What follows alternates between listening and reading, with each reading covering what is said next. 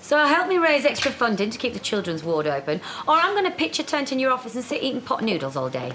Bye. Go, girl. And we need more doctors too. Oh, do we? I've got enough on my plate, coping with one. Oh, not more marital disharmony. Are we due a full moon?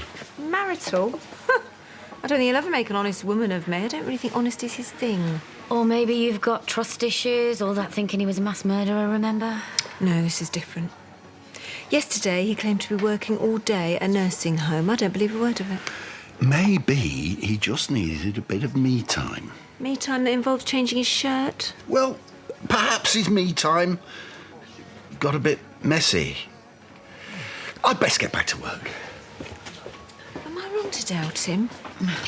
Because of all the sneaking around, lying and random changing of clothes? Do you think he's got another woman? No. Going off your history, I think it's more likely another man.